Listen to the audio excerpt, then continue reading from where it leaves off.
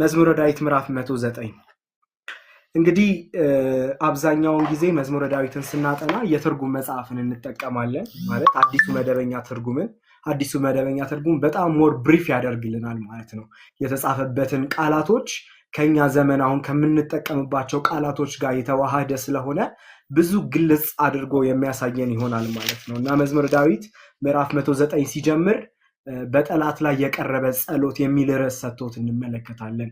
ይህ መዝሙር የዳዊት መዝሙር እንደሆነም ደግሞ እንመለከታለን ማለት ነው። ከመዝሙሮች ውስጥ የመርገም መዝሙሮች ተብለው ከሚባሉ ውስጥ የሚመደብ ነው። ዳዊት በሐሰት ክስ፣ በክፉ ቃል፣ በእምነት ክህደት ውስጥ ሲያልፍ በቀኔ ወደ እግዚአብሔር የዘመረው መዝሙር እንደሆነ እንመለከታለን። ይህ መዝሙር የእርዳታ ጥሪም ጭምር ውስጡ እንዳለው እንመለከታለን ማለት ነው። የእርዳታ ጥሪ ለእግዚአብሔር ሲያቀርብ ጩኸቱን ሲያቀርብ እንመለከታለን። መዝሙሩ በአራት ዋና ዋና ክፍሎች ልንመለከታቸው እንችላለን። እነሱን በቀጥሎ እናያለን ማለት ነው። ክብር ለእግዚአብሔር ይሁን። አንደኛው ጩኸትና ክስን መግለጫ የሚያቀርብበት ከቁጥር 1 እስከ 5 ያለውን ክፍል እንመለከታለን። ቁጥር 1 ላይ በአራት ክፍል ማየት እንችላለን። ቁጥር 1 ላይ እንደዚህ የሚል ቃል አለ። የምስጋናዬ ምንጭ የሆንክ አምላክ ሆይ ዝም አትበል ይላል። ክብር ለጌታ ለኢየሱስ ይሁን። ዳዊት ክሱን ወይም ጩኸቱን ችግሩን ያለበትን ሐሳብ ለእግዚአብሔር ከማቅረቡ በፊት ለእግዚአብሔር ከመንገሩ በፊት አንድ ቃል ሲናገር እናየዋለን። ምን ይላል? የምስጋናዬ ምንጭ ሆይ ይላል። ክብር ለጌታ ለኢየሱስ ይሁን። ይህንን ለምን ጠቀሰ ብዬ እያሰብኩ ነበር። አይታችሁ ከሆነ ዳዊት አብዛኛው ጊዜ እግዚአብሔርን በማመስገን ጠቅልሎ ነው ጸሎቱን የሚያቀርበው። በእግዚአብሔር ፊት ልመናን ስናቀርብ መጠቅለያው ምስጋና ሊሆን ይገባል ማለት ነው። ክብር ለኢየሱስ ይሁን። ምስጋና ለልመና እንደ ፓኬጂንግ ወይም ደግሞ በስጦታ ወረቀት እንደሚጠቀለለው ልክ እንደዛ ለእግዚአብሔር የምናቀርበውን ጸሎት በምስጋና ጠቅልለን ማቀርብ እንደሚገባል ከዚህ እንማራለን ማለት ነው። ጸሎትን በምስጋና መጀመር አሸንፎ ወደ ሜዳ እንደመግባት ያህል ነው። ኦሬዲ ያለቀ ይሆናል ማለት ነው። ጸሎትን በምስጋና ስንጀምር ምስጋና ያስቀድመናል። ምስጋና በእግዚአብሔር ፊት ስናቀርብ ፊተኛ ያደርገናል። ክብር ለኢየሱስ ይሁን። ፊልጵስዩስ ምዕራፍ 4 ቁጥር 6 ላይ እንደዚህ የሚል ቃል አለ።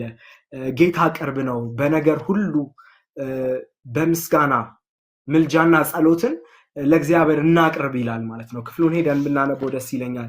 ፊልጵስዩስ ምዕራፍ 4 ቁጥር 6 ላይ ያለ ቃል ነው። ጌታ ይባረክ። ፊልጵስዩስ ምዕራፍ 4 ቁጥር 6 ላይ እንደዚህ ይላል። ጌታ ቅርብ ነው፣ በነገር ሁሉ በጸሎትና በምልጃ ከምስጋና ጋር በእግዚአብሔር ዘንድ ልመናችሁን አስታውቁ እንጂ በአንዳች አትጨነቁ ይላል። ክብር ለኢየሱስ ይሁን። ስለዚህ ምስጋና የሚቀርብበት ፓኬጅ አለው ማለት ነው። ፓኬጁ ደግሞ ምን ይባላል? ምስጋና ነው። ጸሎት ልመና የሚቀርበው በምስጋና ውስጥ በምስጋና ከቨር አጭቀን ነው የሚገባው ማለት ነው። የእግዚአብሔር ስም ይባረክ። ከዛ ቀጥሎ ነው ዳዊት የጠላቱን ጥቃት የደረሰበትን የሐሰት ምስክርነትና ችግሩን መከዳቱን መልካም ምላሽ አለማግኘቱን በእግዚአብሔር ፊት ሲያቀርብ እንመለከተዋለን።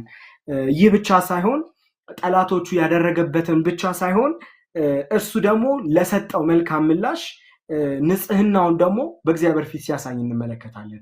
ንጹህ መሆኑን ምላሹ የተሰጠውን ብቻ ሰዎች ያደረጉበትን ብቻ ጠላቶቹ ሪስፖንስ የሰጡትን ብቻ ሳይሆን የሱን ንጽህና ሲናገር እንመለከተዋለን። እንደዚህ ይላል፣ እናንብበው።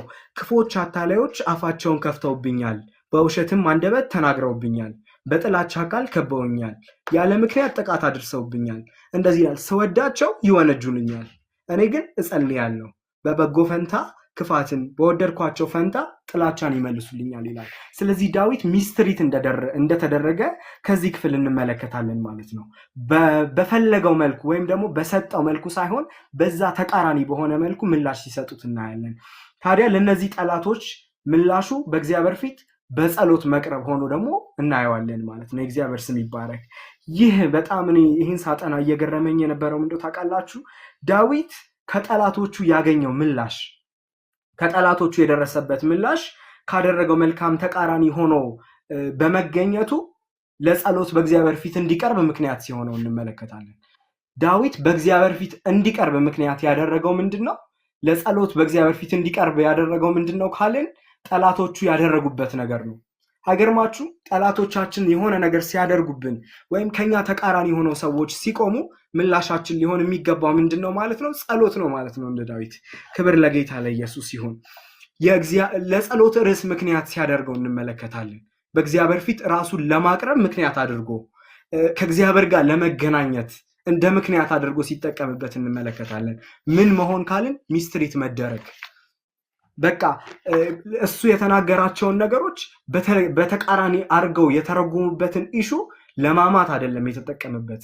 እንትና እኮ እንደዚህ አድርጎኝ ብሎ ለሰንበዲ ሲያወራ አይደለም እንመለከተው፣ ወይም ደግሞ ለማቄም ልቡን ሲያዘጋጅ አይደለም የምንመለከተው። በእግዚአብሔር ፊት ለጸሎት ምክንያት አድርጎ ሲያቀርበው እናያለን። ክብር ለኢየሱስ ይሁን። በራሱ ፍርድ ሲሰጥ አንመለከትም። ለዚህ ሁሉ ነገር ለተደረገበት ነገር ሁሉ ምላሹ ምንድነው? ጸሎት ነው። ክብር ለኢየሱስ ይሁን። ይህ ህይወት በኢየሱስ ስም ይሰጠን ለእያንዳንዳችን። ምላሽ መስጠት የሚገባን በጸሎት ውስጥ ነው ማለት ነው። ክብር ለኢየሱስ ይሁን። ይሄ ለጠላቱ በመጣበት መንፈስ መልስም ማዘጋጀት ወይም ደግሞ እንዲህ ሲላለኝ እንዲህ አደርገዋለሁ በሚል አይነት መንፈስ ሳይሆን በዳዊት እየቀረበ ያለው ለበቀል በመነሳሳት ሳይሆን ጸሎቱን በእግዚአብሔር ፊት በማቅረብ ጉዳዩን ለእግዚአብሔር መታያ ምክንያት ሲያደርገው እንመለከታለን።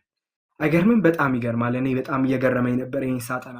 ለካ አንዳንድ ምላሾች፣ አንዳንድ ከሰዎች የምናገኛቸው መጥፎ ትሪትመንቶች ለእግዚአብሔር ፊት እንድንቀርብ ምክንያት ይሆኑናል። በእግዚአብሔር ፊት ራሳችንን እንድናሳይ ምክንያት ይሆኑናል። ከእግዚአብሔር ጋር የምንገናኝበት የምናወራበት ምክንያት ይሆኑናል። ክብር ለጌታ ይሁን። በቃ ከእግዚአብሔር ጋር ሰው ለማውራት ምክንያት ሲፈልግ ይሄ አንድ መታያ ሊሆነው ይገባል ማለት ነው። ሚስትሪት ተደርጋችኋል። ሰዎች የተለያየ አይነት ነገር በእናንተ ላይ አድርገው ሊሆን ይችላል። ግን ለእግዚአብሔር ፊት መቅረቢያ ምክንያት እንዲሆንላችሁ ደግሞ ከዚህ መማር እንችላለን ማለት ነው። የእግዚአብሔር ስም ይባረክ።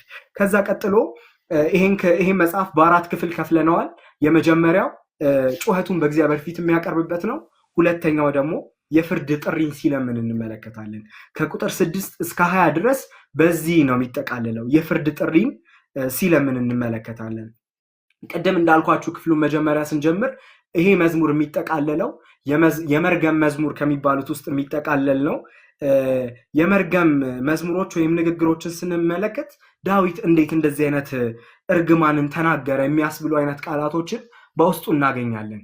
አይታችሁ ከሆነ ስናነበው ደንገጥ የሚያስብሉ የሆኑ ቃላቶች አሉ ውስጡ ማለት ነው። ልክ እንደዛ ነው የሚመስለው፣ ነገር ግን እንደዛ ሊያስብሉ የሚችሉ ናቸው። ነገር ግን ዳዊት ይህን ሲናገር በጠላቶቹ ላይ እርግማን እንዲመጣ ላደረጉበት ነገር እግዚአብሔር እንዲከፍላቸው ብሎ እየጸለየ መሆኑን መርሳት አይገባንም። በጸሎት ውስጥ የሚቀርብ ንግግር መሆኑን መርሳት አይገባንም። ዳዊት እዚህ ጋር እያደረገ ያለው ምንድነው? እየጸለየ ነው ያለው ማለት ነው። በጸሎት ነው ይህንን ነገሮች እያቀረበ ያለው። ጠላቶቹ ላደረጉበት ነገር እግዚአብሔር ፍርድን እንዲሰጥ በጸሎት ውስጥ ፍርድን ለእግዚአብሔር በመተው ውስጥ ነው ይህንን ንግግሮች እየተናገረ ያለው ማለት ነው። ለተደረገበት ነገር እግዚአብሔር ከዝምታ ይልቅ ነገሩን እግዚአብሔር በዝምታ ከሚያየው ይልቅ ፍትህ እንዲሰጥ ለእግዚአብሔር ሐሳቡን በግልጥ ሲያቀርብ እንመለከታለን። ልቡን ከፍቶ ለእግዚአብሔር እነዚህ ሰዎች እንደዚህ አድርገውብኛል፣ እንደዚህ እንዲደረግባቸው እፈልጋለሁ፣ እንደዚህ ይገባቸዋል ብሎ ለእግዚአብሔር የውስጥ ሐሳቡን ሲገልጥ ነው የምንመለከተው ማለት ነው። ከቁጥር 6 ያሉት ነገሮች ሊፈጽማቸው በልቡ ቀብሮ ያስቀመጣቸው ነገሮች አይደሉም። ሰንበዲ የሆነ ታይም ሳገኝ የሆነ ኦፖርቹኒቲ ሲያገኝ አውጥቼ አደርጋቸዋለሁ ብሎ ያሰባቸው ነገሮች አይደሉም። በጣም የሚገርማችሁ በጸሎት በእግዚአብሔር ፊት ነው እያቀረበ ያላቸው እነዚህ ነገሮች ማለት ነው። የእግዚአብሔር ስም ይባረክ። ከዛ ቀጥሎ በጸሎት ነው እያቀረበ ነው ያለው ካልን ከዛ ቀጥሎ አንድ ነገር እንድንመለከት እፈልጋለሁ። ትዝ የሚላችሁ ከሆነ ቃይልና አቤል እግዚአብሔር ወደ ቃይልና ወደ መስዋዕቱ አልተመለከተም፣ ወደ አቤልና ወደ መስዋዕቱ ተመለከተ ይላል የእግዚአብሔር ቃል ሲናገር። እና ቃይል በልቡ የያዘው ነገር ነበረ፣ በልቡ አዘነ ይላል፣ በልቡ ተቆጣ ይላል የእግዚአብሔር ቃል ሲናገር። ይህ ቁጣ አቤልን እንዲገለው በአቤል ላይ ጥፋትን እንዲያስከትል ሲያደርገው እንመለከታለን። ዳዊት ለጠላቶቹ ምላሹ በራሱ ኃይልን፣ በራሱ ጉልበት፣ በራሱ አቅም ሶሉሽንን ሲፈልግ አይደለም የምንመለከተው። በጸሎት እግዚአብሔርን ፍትህ እንዲሰጠው ሲጠይቅ ነው የምንመለከተው ማለት ነው። እዚህ ጋር ያለውን ክላሪቲ በዚህ መንፈስ እንድንረዳው ያስፈልጋል ማለት ነው። እግዚአብሔር ፍትህን እንዲሰጠው ነው የሚጸልየው። እዚህ ጋር አንድ ኮመንተሪ ሳገላብጥ ምን አገኘው መሰላችሁ? እዚህ ጋር ያለው እርግማን ይሄ ኮቨናንሻል ከርስ የሚባለው አይነት እንደሆነ እንመለከታለን። ምን ማለት ነው ኮቨናንሻል ከርስ? ይሄ የእርግማን ቃል በእግዚአብሔር ፊት ፍርድን መጣል ወይም ደግሞ እግዚአብሔር ፍርድን እንዲሰጥ የሚጠይቅ አይነት የእርግማን አይነት ትርጓሜ ያለው እግዚአብሔር ለነገሩ ፍትህን እንዲሰጠው። ሌላ አይነት ከርስ አለ ደግሞ ኢንሳልት ከርስ የሚባል። ይህ አይነቱ ምን አይነት መሰላችሁ? የእርግማንን ንግግር በቁጣ በጥላቻ ሌላን ሰው በመሳደብና ክፉ ነገር እንዲያደርግበት በመመኘት የሚናገር አይነት የእርግማን አይነት ነውና ዳዊት ይህ አይነት አይደለም፣ በዚህ አይነቱ መንፈስ አይደለም በእግዚአብሔር ፊት ሲቀርብ የነበረው። እግዚአብሔር ለነገሩ ትክክለኛ ፍትህን እንዲሰጠው ወደ እግዚአብሔር ሲጮህ ነው የምንመለከተው ማለት ነው። እግዚአብሔር ስም ይባረክ። ለሰዎች ለክፋታቸው ለሚስትሪትመንታቸው ምላሻችን እንደዚህ አይነት ጸሎት ሊሆን ነው የሚገባው ማለት ነው። በእግዚአብሔር ፊት ሊሆን ነው የሚገባው። ፍርድን ለመስጠት ይሄ እውነቴ ይውጣልኝ የሚል መንፈስ አለ አብዛኞቻችን ውስጥ። እውነተኛ ነኝ የሚል በጣም የሚገርማችሁ እውነትና ምሕረት ከተስማሙለት ሰው እንደዚህ አይነት መልስ አይጠበቅም። እግዚአብሔር እውነትና ምሕረትን አስማምቶልን ያለ ነው። እውነተኛ ልሁን ብቻ ቢል እግዚአብሔር ለኃጢአታችን ጥፋት ብቻ ነው የሚገባል። እውነትና ምሕረት ስለተስማሙልን ነው በእግዚአብሔር ፊት እንደዚህ ልንሆን የቻልነው። በእግዚአብሔር ፊት መልካም ልንሆን በእግዚአብሔር ፊት ልንታኝ የቻልነው በዚህ ምክንያት ነው። ስለዚህ ፍርድን ለመስጠት ሳይሆን መነሳሳት የሚገባን ራሳችንን በእግዚአብሔር ፊት ማሳየት፣ በጸሎት የተደረግናቸውን ነገሮች ማቅረብ ነው የሚገባን ማለት ነው። የእግዚአብሔር ስም ይባረክ። ምክንያቱም በአዲሱ ኪዳን በክርስቶስ ኢየሱስ የመጣው ይሄ የጸጋና የእውነት ጥልቅ መገለጥ ዛሬ ጠላቶቻችን እንዲጠፉ ወይም ደግሞ በእነሱ ላይ ጥፋት እንዲደርስ ሳይሆን እንድንወዳቸው እንዲሁም ለመልካም ነገሮቻቸው እንድንጸልይላቸው ነው የሚገባው ማለት ነው። ክብር ለኢየሱስ ይሁን። ይህ ነው የተሰጠን። ሮሜ ምዕራፍ 12 ቁጥር 17 ላይ እንደዚህ የሚል ቃል አለ። ማንም ክፉን በክፉ እንዳይመልስ ይጠንቀቅ ይላል። ክብር ለኢየሱስ ይሁን። ሰዎች በእኛ ላይ ክፉ ቢያደርጉም ጉዳያችንን ለእግዚአብሔር እንስጥ። ፍርድ የእግዚአብሔር ነው እንጂ የእኛ አይደለም። ፍርድን ልንሰጥ የሚገባን እኛ አይደለንም። ለየትኛውም አይነት ሲቹዌሽን ለመፍረድ ራሳችንን ኤክስፖዝ ስናደርግ እንዳንገኝ ከዚህ ቃል እንማራለን ማለት ነው። ፍርድ የእግዚአብሔር ስለሆነ ፍርድን የሚያደርግ እግዚአብሔር ስለሆነ ፍርድን ልንስጥ ብለን ከተገኘን አንዳንዴ ራሳችንን እንዳንመለከት እንሆናለን። ኃጢአተኛ እንደሆንን እንረሳለን። አንዳንዴ እንደተማርን እንረሳለን። ምህረት እንደተደረገለት ሰዎች አይደለም የምንሆነው። እውነትን ብቻ አንጠልጥለን ከያዝን ለጥፋት ምክንያት እንሆናለን ማለት ነው። ክብር ለኢየሱስ ይሁን። ታዲያ ዳዊት ከቁጥር 6 እስከ 20 ያለውን በዚህ መንፈስ ነው ማለት ነው ልንረዳው የሚገባው። ለደረሰበት ነገር ፍትህን ሲጠይቅ በእግዚአብሔር ፊት ራሱን ሲያቀርብ እንመለከታለን። ሶስተኛ ይህን ክፍል የምናየው በአራት መንገድ ነው ብለናል። ሶስተኛ ደግሞ ዳዊት ራሱን በእግዚአብሔር ፊት እርዳታ እንደሚፈልግ ሰው አድርጎ ራሱን ሲያቀርብ እንመለከታለን። ከቁጥር 21 እስከ 29 ያለውን በዚህ አይነት መልኩ እንመለከታለን። እርዳታ ጠያቂ ሆኖ በእግዚአብሔር ፊት ራሱን ሲያቀርብ እንመለከታለን። ክብር ለኢየሱስ ይሁን። የዳዊት ጸሎት ቀጥተኛና ቀላል ነበር። አይታችሁ ከሆነ ዳዊት እግዚአብሔርን ሲጠይቅ ፊት ለፊት ነው የሚጠይቀው። የሚፈልገውን ነገር ቀጥታ ነው የሚናገረው። ነገሮችን ይሄ አይቀባባም። በእግዚአብሔር ፊት ሲያቀርብ ጄኒውን ሆኖ ነው የሚቀርበው፣ እውነተኛ ሆኖ ነው የሚቀርበው። ለዚህ ነው ዳዊት እግዚአብሔር እንደ ልቤ ያለው። ለዚህ ይመስለኛል ለእግዚአብሔር የሚመች አይነት ልብ የኖረው እውነተኛ ስለሆነ ጄኒውን ስለሆነ ነው ማለት ነው። ክብር ለኢየሱስ ይሁን። ከዛ ዳዊት እርዳታን ሲጠይቅ እንመለከታለን። ይህ የሚጠይቀው እርዳታ ደግሞ በራሱ ጽድቅ ሳይሆን በእግዚአብሔር ምሕረት መሰረት እርዳታን ሲለምን ነው የምናየው። ቁጥር 21 ላይ እንደዚህ የሚል ቃል እናገኛለን። አንተ ግን እግዚአብሔር ሆይ ስለ ስምህ በበጎ ተመልከተኝ ይላል። ስለ ስምህ በበጎ ተመልከተኝ፣ ምሕረትህ መልካም ናትና አድነኝ ይላል። ክብር ለኢየሱስ ይሁን። ዳዊት እውነተኛ ነኝ ትክክል ነኝ ብሎ ያቀረባቸው ቶፒኮች አሉ። በዛ መንፈስ አይደለም እግዚአብሔርን እርዳታ ሲጠይቀው የምንመለከተው። አይገርማችሁ? በእግዚአብሔር ጽድቅ ነው ራሱን የሚጠይቀው። በእግዚአብሔር ምሕረት መሰረት ነው እርዳታን የሚጠይቀው። ስለተበደለ ሳይሆን እርዳታ የሚጠይቀው እሱ በደለኛ ስለሆነ ኤክስፖዝ ስለተደረገ ሳይሆን እርዳታን የሚጠይቀው በእግዚአብሔር ዘንድ ምሕረትን ከእግዚአብሔር የተነሳው የሆነውን ስለ ስምህ በበጎ ተመልከተኝ ይለዋል።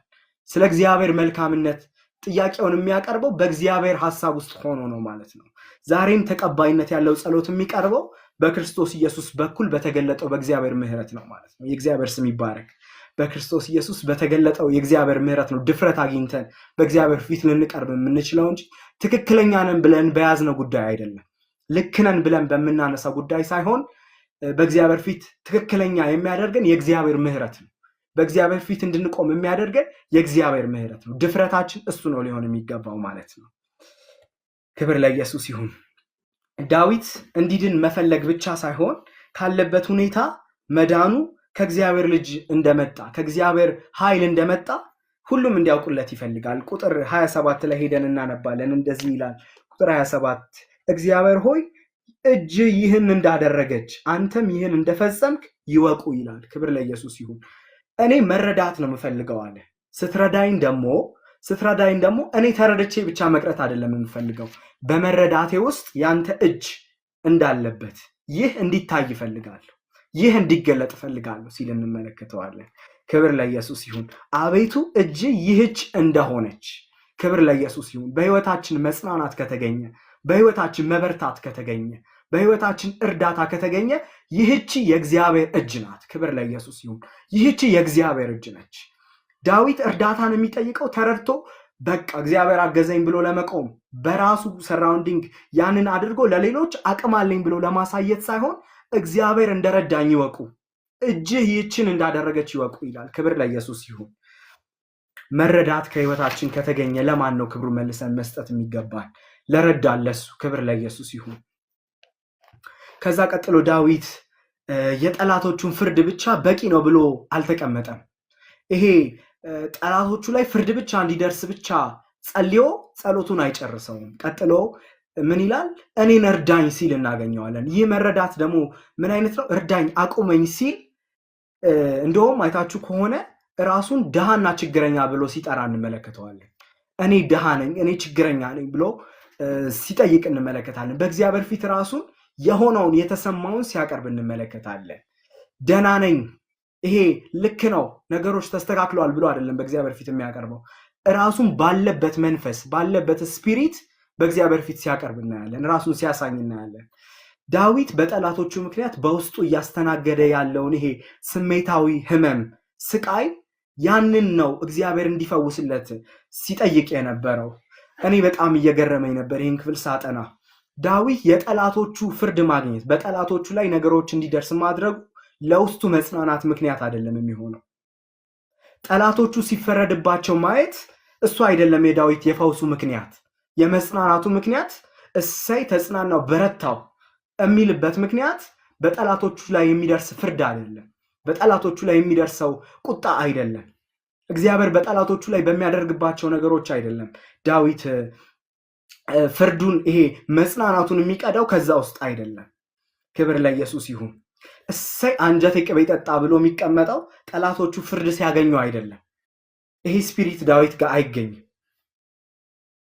በእነሱ ላይ በሚደርስባቸው ነገር፣ እግዚአብሔር በእነሱ ላይ በሚያመጣባቸው ነገር አይደለም።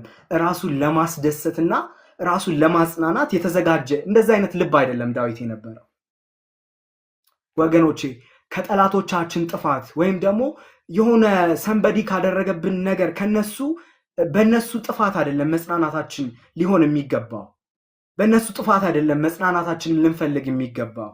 ክርስቲያን የሚጽናናው ከጉዳቱ ከደረሰበት ነገር የሚጠገንበት ጌታ አለው፣ የሚያጽናና ጌታ አለው፣ የሚያበረታ ጌታ አለው።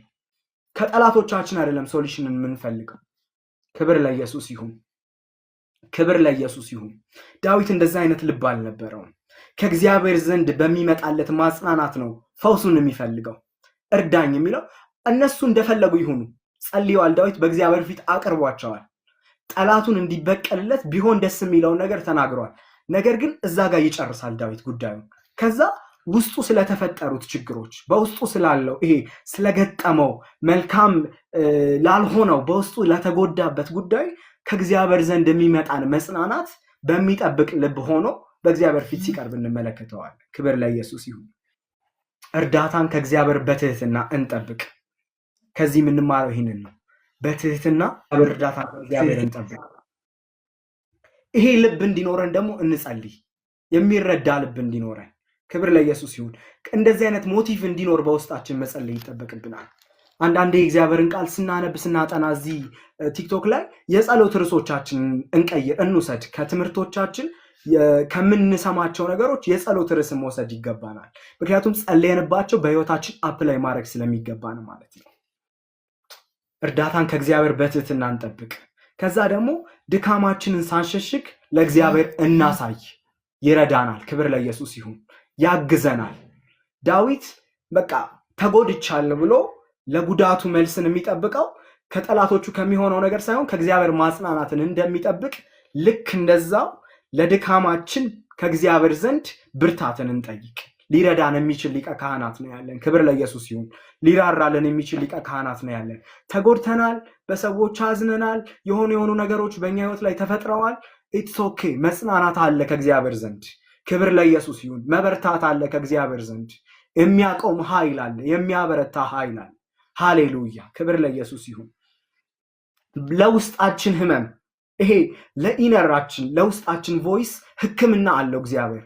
እንዴት እንደሰራን ስለሚያውቅ ማከም ያውቅበታል። ክብር ለኢየሱስ ይሁን። አንዳንዴ የውስጥ ፊሊንጎቻችንን ለመግለጽ ለሰዎች እናንተ አይገባችሁ፣ እንደዚህ አልፍ ያለው እንደዚህ ሆኛለሁ፣ ሰዎች ሊረዱኝ አይችሉም ልንል እንችላለን። ሊረዳን የሚችል አለ። እንዴት አድርጎ እንደሰራው እኛ ራሱ የማናቃቸው አካላቶቻችንን የሚያውቅ ክብር ለኢየሱስ ይሁን። ሊያጽናናን የሚችል ጌታ አለ።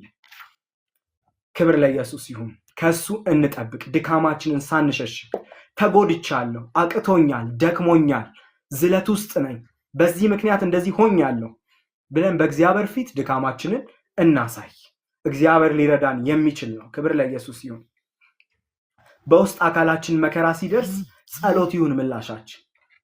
በውስጥ ይሄ ፊሊንጋችን ሲታወክ፣ ማንነታችን ውስጠታችን ዲስትራክት ሲሆን ምላሻችን ሊሆን የሚገባው ምንድነው?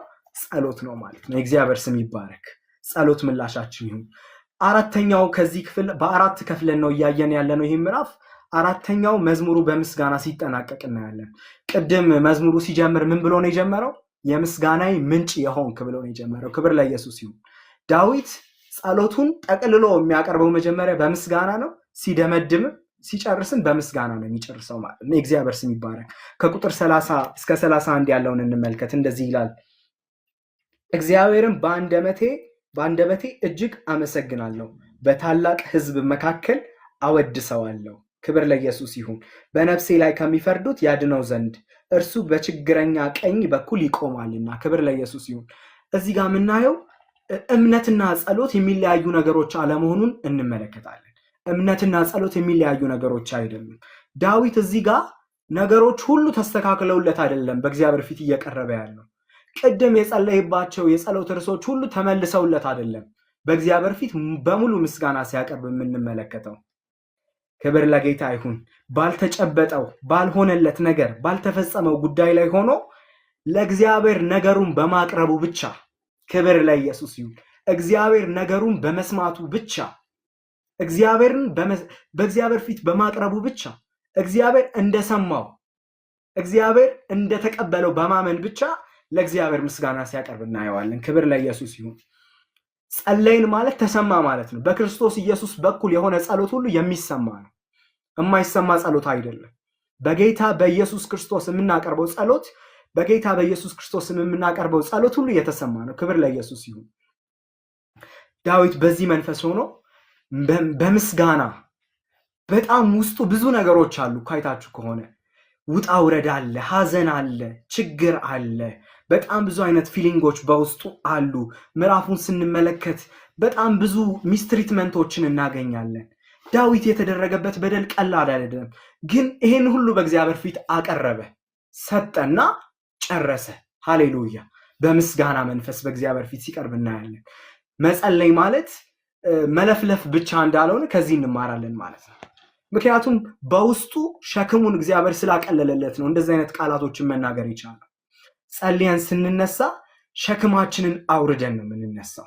የከበደንን ነገር በእግዚአብሔር ፊት ይሄ ልናወራ ልናናገር የመጣ ነው። በእግዚአብሔር ፊት ልናወራ የመጣንበትን ጉዳይ ካቀረብን በኋላ ሸክማችን ቀሎ ነው የምንነሳው። እግዚአብሔር ሰምቶናል። ክብር ለኢየሱስ ይሁን። ከዛ በኋላ ግን ምላሻችን ሊሆን የሚገባው ምስጋና ነው። ቀጣይ ባሉት ክፍሎች ስለ ምስጋና ስለምንመለከት ወደ ቀጣዩ ምዕራፍ ልለፍ። ጌታ ይመስገን። መዝሙረ ዳዊት ምዕራፍ 110 ወደዛ እንሄዳለን። ይህ ክፍል ሲጀምር በአዲሱ መደበኛ ትርጉም ርዕስ አለው። ርዕሱ ምን ይላል መሰላችሁ? መሲሁ ንጉስና ካህን ይላል። ክብር ለኢየሱስ ይሁን። በጣም የሚገርማችሁ መዝሙረ ዳዊት ምዕራፍ 110 በአዲስ ኪዳን ውስጥ በከፍተኛ ሁኔታ ከሁሉ በላይ በብዙ ጊዜ የተጠቀሰ መጽሐፍ ነው። ምናልባት ከሁሉ በላይ በሚባል ደረጃ በአዲስ ኪዳን ውስጥ ከተጠቀሱ የብሉይ ኪዳን መጽሐፍ ውስጥ በአንደኝነት ደረጃ ሊጠቀስ የሚችል መጽሐፍ ነው። መዝሙሩ የዳዊት መዝሙር ነው። በአዲስ ኪዳን ውስጥ በመሲሁ ላይ የተነገረ ትንቢት እንደሆነ ይገልጽልናል ማለት ነው። ክብር ለኢየሱስ ይሁን። መሲህ የሚለው ቃል መጀመሪያ እንድንመለከተው እፈልጋለሁ። መሲህ ማለት ምን ማለት ነው የሚለው ቃል የዕብራይስጥ ቃል ነው። መሲህ የሚለው ቃል የዕብራይስጥ ቃል ነው። የተቀባ ወይም ደግሞ በእግዚአብሔር በያህ የተቀባ የተመረጠ ማለት እንደሆነ እንመለከታለን ማለት ነው። ታዲያ እዚህ ጋር እያወራ ያለው መሲህ ምን አይነት ነው የሚለው እንድንመለከት እጋብዛችኋለሁ ማለት ነው። ክብር ለኢየሱስ ይሁን። ይህ መሲህ ምን አይነት ነው ብዬ ስመለከት 6 ነጥቦችን አግኝቻለሁ ከዚህ ክፍል ውስጥ። አንደኛ፣ ይህ መሲህ በያህዌ በእግዚአብሔር የተመረጠና የከበረ ነው። ቁጥር 1 እስከ 2 እናነባለን። እንደዚህ ይላል። ከቁጥር 1 እስከ 2 ሃሌሉያ ምዕራፍ 110 እግዚአብሔርን ጌታዬን ጠላቶች የእግር መረገጫ እስከማደርግልህ ድረስ በቀኝ ተቀመጥ አለው። እግዚአብሔር ብርቱ በትር ከጽዮን ወደ ውጪ ይሰዳል፣ አንተም በጠላቶች መካከል ሆነ ትገዛለህ ይላል። ክብር ለኢየሱስ ይሁን። ምን ይላል እዚህ ጋር? በያህዌ የተመረጠ ነው የተከበረ ነው ስንል እዚህ ጋር ምን ይላል? እግዚአብሔር ጌታዬን ይላል ማለት ነው። ትገዛለህ ይለዋል። ታዲያ ይሄ መሲህ ምን አይነት ነው ማለት ነው? የተመረጠ ነው፣ የከበረ ነው። ሶስተኛ ደግሞ የተመረጠና የከበረ ብቻ ሳይሆን ንጉስም እንደሆነ እንመለከታለን። ምክንያቱም ትገዛለህ የሚል ቃል ቁጥር 2 ላይ እናገኛለን ማለት ነው። ንጉስ እንደሆነ እናያለን። ከዛ ደግሞ በእግዚአብሔር ቀኝ የተቀመጠም እንደሆነ እንመለከታለን። በእግዚአብሔር ቀኝ የተቀመጠ ነው። ይህ መሲህ እንደዚህ አይነት ነው። ሁለተኛ ደግሞ ይህ መሲህ ከጽዮን የሚወጣ ነው ይለናል። ቁጥር 2 ላይ ነው እሱን ቃል የምናገኘው። ይህ መሲህ ከጽዮን የሚወጣ ነው። የሚወጣው ደግሞ የእግዚአብሔርን ፍትህ ለመፈጸም እንደሆነ እንመለከታለን። የእግዚአብሔርን ፍትህ ለመፈጸም የሚወጣ መሲህ እንደሆነ እንመለከታለን። ሶስተኛ ደግሞ የንጉስ ህዝብ በፈቃዳቸው የሚከተሉትና የሚገዙለት እንደሆነ እንመለከታለን። ክብር ለኢየሱስ ይሁን። ሃሌሉያ። ቁጥር 3 ላይ ነው ይህን ቃል የምናገኘው። ለጦርነት በምትወጣበት ቀን ሰራዊትህ በገዛ ፈቃዱ በጎንህ ይቆማል ይላል። ክብር ለኢየሱስ ይሁን። ምን አይነት መሲህ ነው አልን? ይሄ ሰዎች ህዝቦች በፈቃዳቸው የሚከተሉት የሚገዙለት አይነት መሲህ እንደሆነ እንመለከታለን ማለት ነው። አራተኛ ደግሞ ይህ መሲህ ይኸው ንጉስ ደግሞ ካህን እንደሆነ እንመለከታለን። ቁጥር 4 ላይ ነው እሱን ቃል የምናገኘው። አነበዋለሁ። እንደ መልከ ጸዴቅ ስርዓት አንተ ለዘለዓለም ካህን ነህ ብሎ እግዚአብሔር ምሏል፣ እርሱም ሐሳቡን አይለውጥም ይላል። ክብር ለጌታ ይሁን። ይህ መሲህ ታዲያ ምን አይነት ነው? ንጉስም ነው ካህንም ነው ማለት ነው። ከዛ 5ኛ ላይ ደግሞ እንደዚህ የሚል ነገር እናገኛለን። ይህ መሲህ የፍትህ ስርዓትን የሚሰጥ እንደሆነ ደግሞ እንመለከታለን። ከእግዚአብሔር ዘንድ ስልጣን ያለው ፈራጅ እንደሆነ እናያለን። ቁጥር 6 ላይ ነው ይህን የምናገኘው።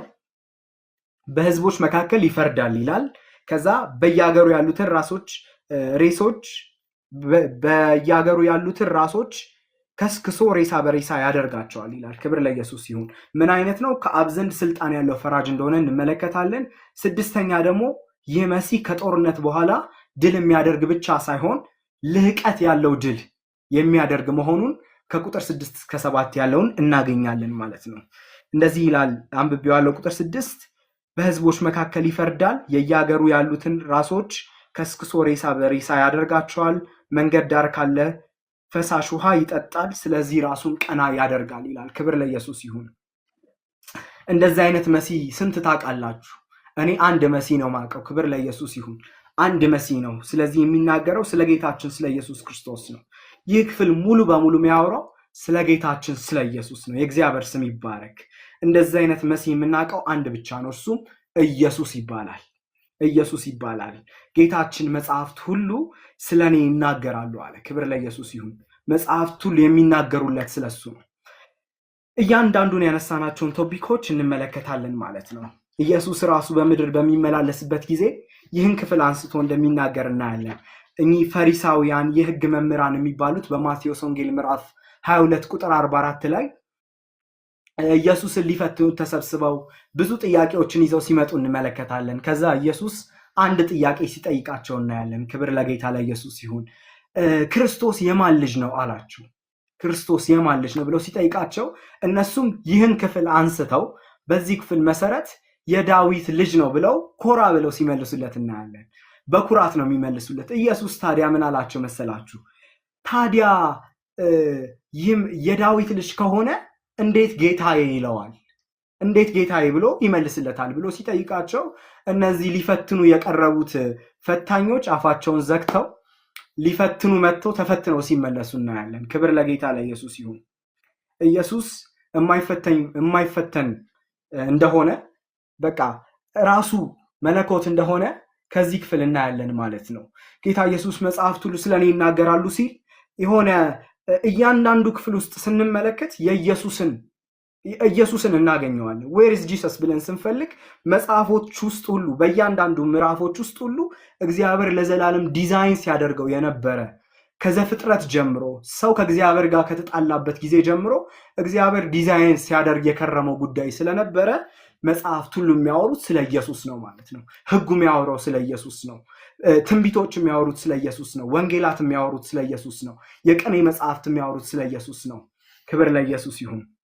አንደኛ ምን ብለናል? ይህ መሲህ በያህዌ ወይም ደግሞ በእግዚአብሔር የተመረጠ ነው ብለናል። ክብር ለኢየሱስ ይሁን። በእግዚአብሔር የተመረጠ ነው ብለናል። ማቴዎስ ወንጌል ምዕራፍ 3 ቁጥር 16 ላይ እንሄዳለን። ማቴዎስ ወንጌል ምዕራፍ 3 ቁጥር 16 ላይ እንደዚህ የሚል ቃል እናገኛለን።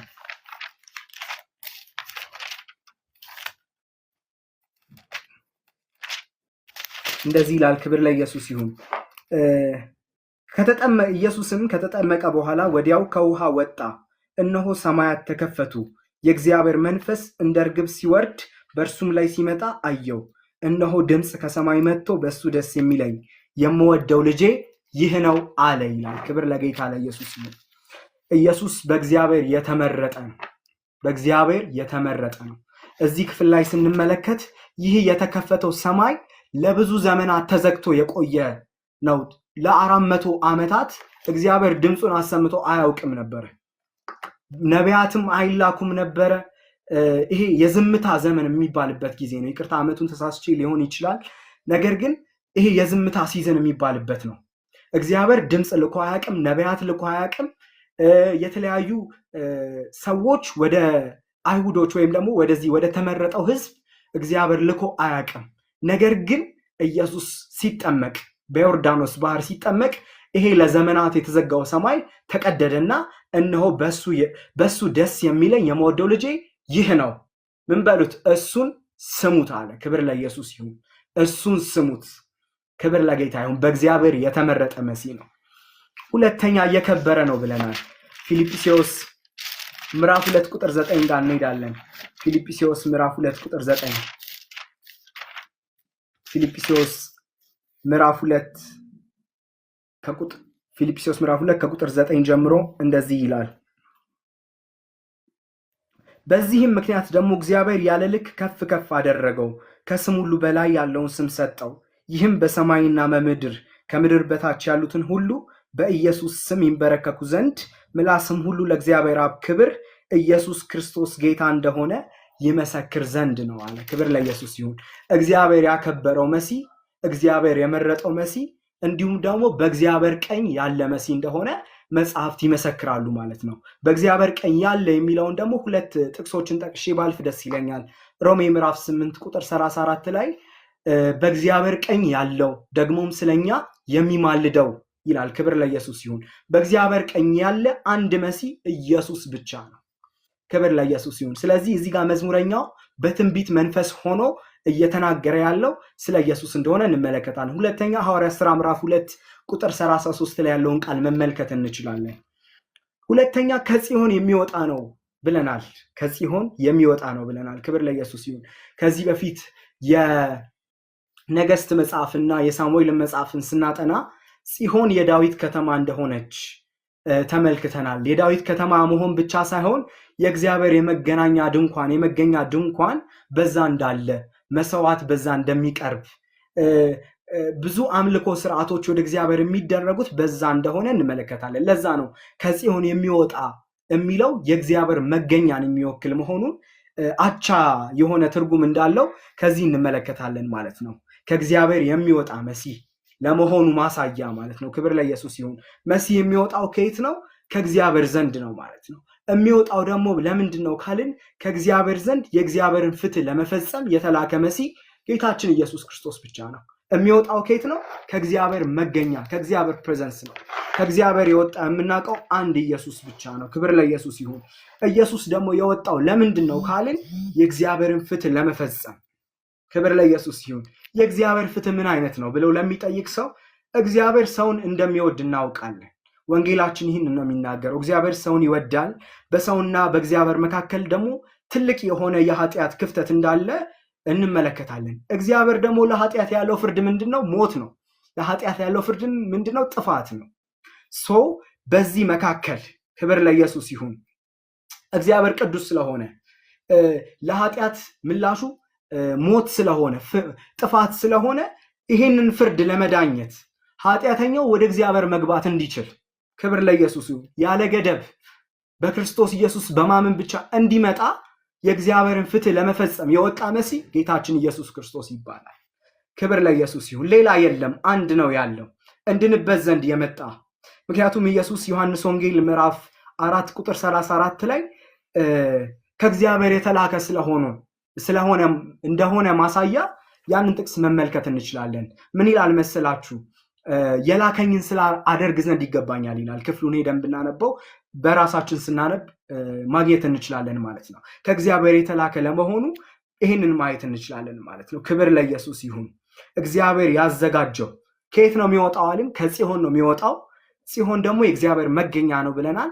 እግዚአብሔር ያዘጋጀው የራሱ የእግዚአብሔር መንገድ የሆነው የመዳን መንገድ፣ ይህ የእግዚአብሔርን ፍትህ ለመፈጸም የሚወጣው መሲህ ከእግዚአብሔር ዘንድ ነው የሚወጣው። ይህ የሚወጣው ደግሞ ኢየሱስ ይባላል። የሚወጣው ደግሞ ለምንድን ነው ካልን ሰዎችን ከእግዚአብሔር ጋር ለማስታረቅ የእግዚአብሔርን ፍትህ ለመፈጸም እንደሆነ እንመለከታለን ማለት ነው። ክብር ለኢየሱስ ይሁን። ሶስተኛ ህዝቡ በፈቃዳቸው የሚገዙለት ነው ብለናል። ክብር ለጌታ ይሁን። ህዝቡ በፈቃዳቸው የሚገዙለት ነው። አስገዳጅ አይደለም። የፍቅር ጥሪ ያለው መሲህ ነው። እንደዚህ አይነት መሲህ ማንን ታውቃላችሁ? ጌታችን ኢየሱስ ክርስቶስ ይባላል። ክብር ለኢየሱስ ይሁን። ዮሐንስ ወንጌል ምዕራፍ 7 ቁጥር 37 ላይ እንደዚህ የሚል ቃል እናገኛለን። ጌታችን ነው ይህን ቃል የተናገረው። ዮሐንስ ወንጌል ምዕራፍ 7 ቁጥር 37 ላይ እንደዚህ ይላል። በጌታ በኢየሱስ ስም አነበዋለሁ። ዮሐንስ ወንጌል ምዕራፍ 7 ቁጥር 37 ከበዓሉም በታላቁ በኋለኛው ቀን ኢየሱስም ቆሞ ማንም የተጠማ ቢኖር ወደ እኔ ይምጣና ይጠጣ፣ በእኔ የሚያምን መጽሐፍ እንዳለ የሕይወት ውሃ ወንዝ ከሆዱ ይፈልቃል ብሎ ጮኸ ይላል። ክብር ለእግዚአብሔር ይሁን። ይህ ግን በሱ ለሚያምኑት ለተቀበሉት ስላላቸው ስለ መንፈስ ተናገረ ይላል። ክብር ለጌታ ለኢየሱስ ይሁን። ኢየሱስ ጌታ ነው። ኢየሱስ ጮኸ። ምን ብሎ ጮኸ? ማንም የተጠማ ኤቭሪባዲ ኤቭሪዋን የተጠማ። ይህ የሚለምን አይነት ድምፅ ያለው ጌታ፣ በፍቅር የሚጠራ ሰዎች ወደው እንዲከተሉት የሚያደርግ ጥሪ ያለው ጌታ። ክብር ለእግዚአብሔር ይሁን። ዮሐንስ ወንጌል ምዕራፍ 3 ቁጥር 16ም እንደዛ ይላል። ዮሐንስ 3:16 ዓለም በልጁ እንዲድን ነው እንጂ በእርሱ የሚያምን ሁሉ የዘላለም ሕይወት እንዲኖረው እንጂ እንዳይጠፋ እግዚአብሔር አንድያ ልጁን እስኪሰጥ ድረስ ዓለሙን እንዲሁ ወዷልና። ዮሐንስ 1:12ም ላይ እንደዚህ የሚል ቃል አለ። ዮሐንስ 1:12 ክብር ለኢየሱስ ይሁን። ብዙ ጊዜ ይህንን ቃል ስንጠቅሰው ብዙ ጊዜ እንጠቅሰዋለን። ለተቀበሉት ሁሉ ግን በስሙ ለሚያምኑት የእግዚአብሔር ልጆች እንዲሆኑ ስልጣን ሰጣቸው ይላል። የተቀበሉት ሁሉ የፈለጉት ሁሉ እሺ ያሉት ሁሉ ለዚህ ድምፅ ምላሽ የሰጡበት ሁሉ በፍቃዳቸው የሚገዙለት ጌታ ነው ማለት ነው። ብዙ ጊዜ ጌታን ከየት ነው የምንቀበለው? ከኤርፖርት ነው ምናምን ብለው የሚቀልዱ ብዙ ሰዎች አሉ። ቲጂዬ ብዙ ጊዜ ትናገራለች። ተቀበሉት የምንለው ጌታ ኢየሱስ ክርስቶስን ለተቀበሉት ሁሉ ግን ስለሚል ነው። ለተቀበሉት ሁሉ ግን በስሙ ለሚያምኑት። ይህ ነፃ ጥሪ ወደው እንዲከተሉት አስገዳጅ አይደለም። በጣም ጨዋ ጄኒውን የሆነ ጌታ ነው ያለን። ልንኮራ ይገባናል በዚህ ጌታ። ክብር ለእግዚአብሔር ይሁን። ጨዋ የሆነ ጄኒውን የሆነ ግልጽ የሆነ ሐሳቡ ግልጽ የሆነ አንዳንድ አማልክቶች እኮ አምላክ ተብለው የሚመለኩ ሐሳባቸው ግልጽ አይደለም። በጣም ውሽቅሽቅ ድብቅብቅ ያለ ነገር ነው ያላቸው። ጌታ ግን ግልጽ ነው። ለተቀበሉኝ ሁሉ ይኸው መንገዴ፣ ይኸው ህይወቴ፣ ይኸው ስርዓቴ። ክብር ለኢየሱስ ይሁን። ይህ የፍቅር ጥሪ ያለው መሲህ ጌታችን ኢየሱስ ክርስቶስ ነው። ስለዚህ መዝሙረኛው በትንቢት መንፈስ ተነድቶ እኔ በጣም ሳጠናው እየገረመኝ ነበር። ምናልባት የሚያወራውን ተረድቶት ይሆን እያልኩኝ ነበር። ስለዚህ መሲህ እያወራ እንደሆነ ያውቅ ይሆን ጸሐፊው እያልኩኝ ነበር። ክብር ለኢየሱስ ይሁን። የእግዚአብሔር ስም ይባረክ። አራተኛ ይህ ንጉስ ምንድነው? ካህን ነው ብለናል። ክብር ለኢየሱስ ይሁን። ይህ መሲህ ይህ ንጉስ ካህን ነው ይለናል ደግሞ። ክብር ለኢየሱስ ይሁን። ዕብራውያን ምዕራፍ 5 ከቁጥር 5 እስከ 10 ያለውን ቃል እንመለከታለን። ይህ የተቀባ መሲህ የማይሻር የዘላለም ክህነት ያለው እንደሆነ እንመለከታለን በእግዚአብሔር ቃል።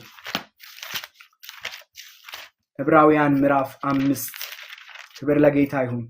ዕብራውያን ምዕራፍ 5 ቁጥር ከ5 እስከ 10 ያለውን አነባለሁ በጌታ በኢየሱስ ስም። እንግዲህ ክርስቶስ ደግሞ ሊቀ ካህናት ሊሆን ራሱን አላከበረም፣ ነገር ግን አንተ ልጄ ነህ እኔ ዛሬ ወልጄሃለሁ ያለው እርሱ ነው። እዚህም በሌላ ስፍራ ደግሞ አንተ እንደ መልከጼዴቅ ሹመት ለዘላለም ካህን ነህ። አሁን የምናጠናውን ክፍል ነው እዚህ ጋር አንስቶ የሚያወራው ማለት ነው። እርሱም በስጋው ወራት ከሞት ሊያድነው ወደሚችል ከብርቱ ጩኸት ከእንባ ጋር ጸሎትና ምልጃን አቀረበ። እግዚአብሔርን ስለመፍራቱ ተሰማለት። ምንም ልጅ ቢሆን፣ ክብር ለኢየሱስ ይሁን፣ ምንም ልጅ ቢሆን ከተቀበለው መከራ መታዘዝን ተማረ። ከፈጸመም በኋላ በእግዚአብሔር እንደ መልከጼዴቅ ሹመት ሊቀ ካህናት ተብሎ ስለተጠራ ለሚታዘዙት ሁሉ የዘላለም መዳን ምክንያት ሆነላቸው ይላል። ክብር ለኢየሱስ ይሁን። ይሄ መሲሐችን ንጉስ ነው።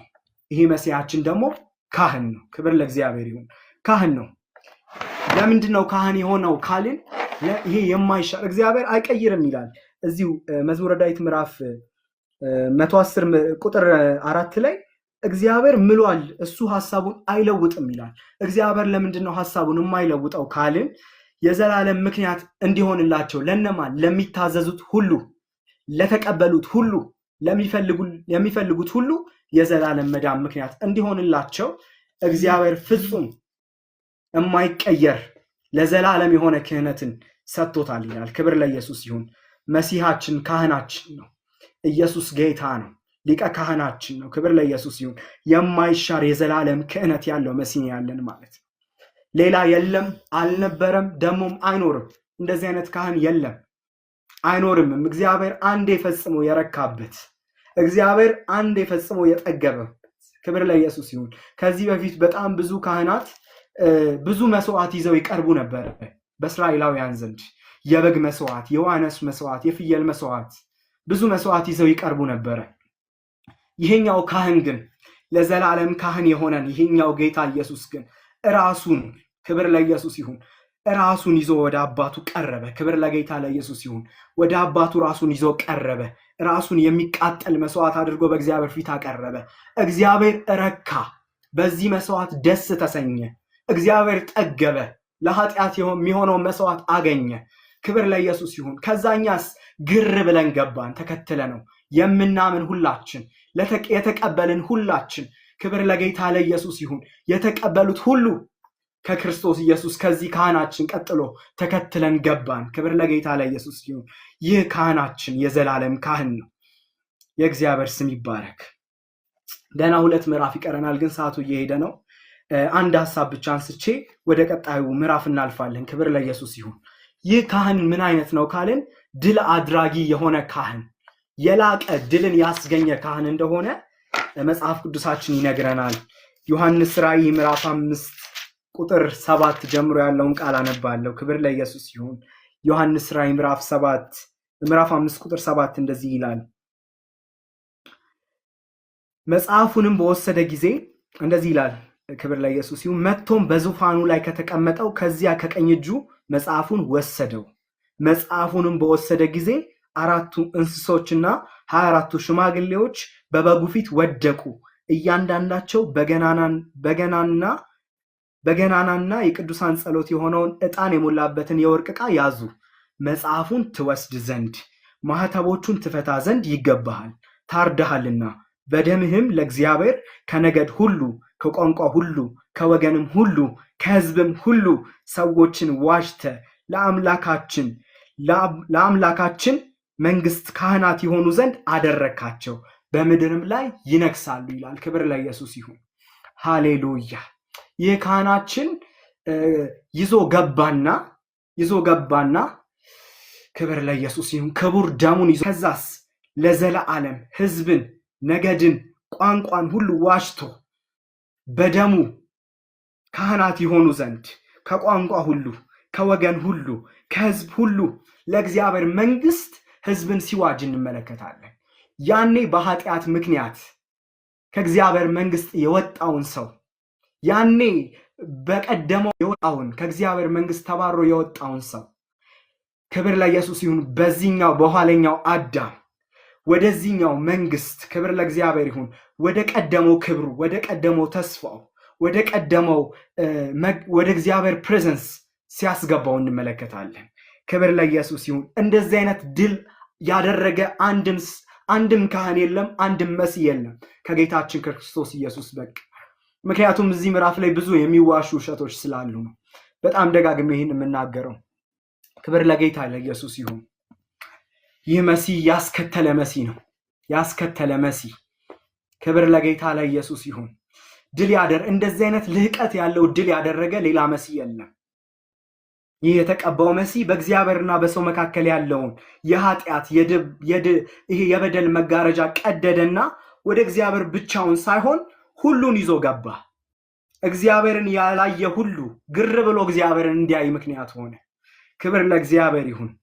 የቀደመው አዳም ያደረገውን ስራ ሁሉ በእግዚአብሔር ፍርድ ከፍሎ ዋጋ ከፍሎ ደሙን ከፍሎ ክብር ለእግዚአብሔር ይሁን በእግዚአብሔር ዘንድ ድፍረትን እንድናገኝ ምክንያት ሆነልን። ያህዌ ብለው መጥራት እንደማይችሉ ታውቃላችሁ። አቆላምጠው ነው የሚጠሩት እስራኤላውያን። እግዚአብሔርን መጥራት ብቻ ሳይሆን የእግዚአብሔር መኖሪያ እንድንሆን አደረገን። ክብር ለጌታ ለኢየሱስ ይሁን። እንድንጠራው ብቻ ሳይሆን በእግዚአብሔር ስርዓት ውስጥ እንድንኖር፣ ይሄ የዘላለም ህይወት እንድናገኝ ብቻ ሳይሆን መለኮት ራሱ እኛ ውስጥ እንዲኖር፣ ክብር ለእግዚአብሔር ይሁን። ኢየሱስ ጌታ ነው። ይህ መሲህ ነው መሲሃችን። ይህ መሲህ ነው ጌታችን። ይህ መሲህ ነው አዳኛችን። ክብር ለኢየሱስ ይሁን። እናጠቃለው ይህን ክፍል። ኢየሱስ መሲሃችን፣ ንጉሳችን እንዲሁም የዘላለም ሊቀ ካህናችን። ከዚህ ክፍል ጠቅልለን የምናገኘው ሐሳብ ይህንን ነው ማለት ነው። ክብር ለእግዚአብሔር ይሁን። እግዚአብሔር የመረጠው ንጉስ ኢየሱስ ነው። ኢየሱስ ንጉስና ካህን ነው። ኢየሱስ ድል የነሳ መሲህ ነው። ይህ መሲህ ደግሞ ለዓለም ሁሉ የመጣ መሲህ ነው። የሆነ ሰንበዲ ሊያድን የመጣ ብቻ አይደለም፣ ለዓለም ሁሉ ጥሪውን ቅድም አንብበናል። ለተቀበሉት ሁሉ ክብር ለእግዚአብሔር ይሁን።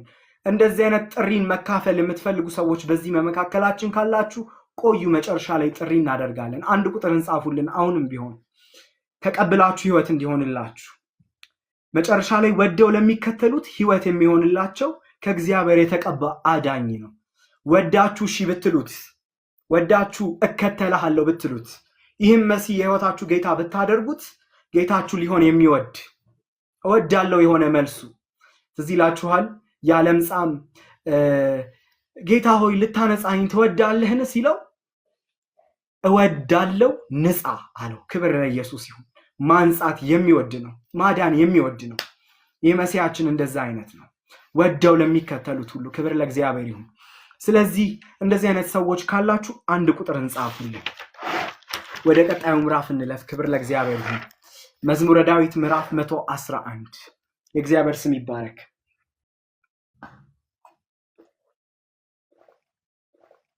ምዕራፍ 111 ሲጀምር ሃሌሉያ ብሎ ነው የሚጀምረው። ክብር ለእግዚአብሔር ይሁን። ይህ መጽሐፍ በዋናነት የእግዚአብሔርን ስራዎች፣ ተአምራቱን፣ ፍትሁን፣ ታማኝነቱን የሚያመሰግንበት መዝሙር ነው። ይህ መዝሙር ጸሐፊው አይታወቅም። ነገር ግን የመጽሐፍ ቅዱስ አጥኚዎች ከምርኮ በኋላ የተጻፈ ሊሆን እንደሚችል ይገምታሉ፣ አስተያየት ይሰጣሉ። ዋናው ግን የክፍሉ ዓላማ ምንድነው? የእግዚአብሔርን ስለ ስራው ማመስገን፣ እግዚአብሔር ስላደረገው ነገር ማመስገን እንደሆነ እንመለከታለን ማለት ነው። ሲጀምር ሃሌሉያ ብሎ ነው የሚጀምረው። የእግዚአብሔር ስም ይባረክ። ሃሌሉያ ማለት ሃሌሉያ የሚለው ቃል ሃሌሉያ የሚለው ቃል በዕብራይስጥ ትርጉሙ የሁለት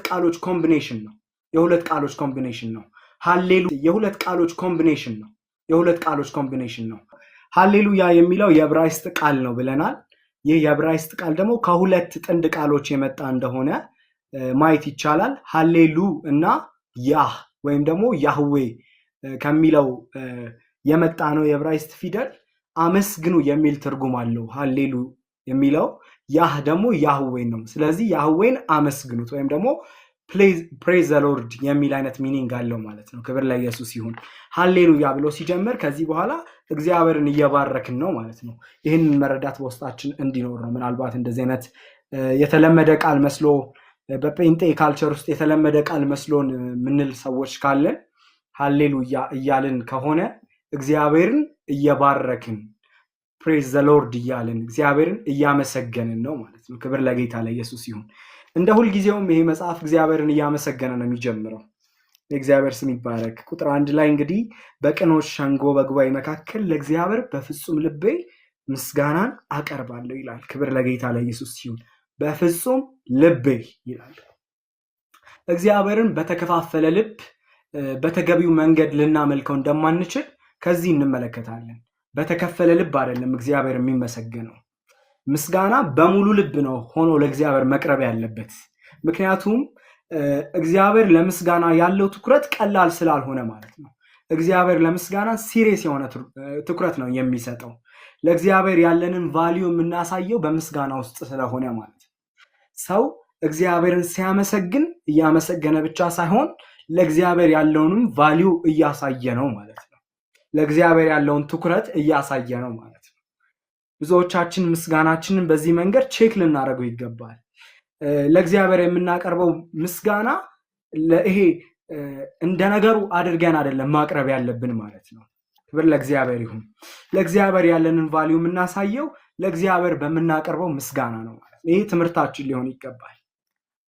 ለስራው፣ ለማንነቱ፣ ለፍጥረቱ ተጠንቅቀን ነው ለእግዚአብሔር ምስጋና ልንሰጥ የሚገባን ማለት ነው። ኤቭሪ ዲቴል ተጨንቀንበት ጉዳይ ብለን። ምክንያቱም እግዚአብሔር ለምስጋና ትኩረት ይሰጣል።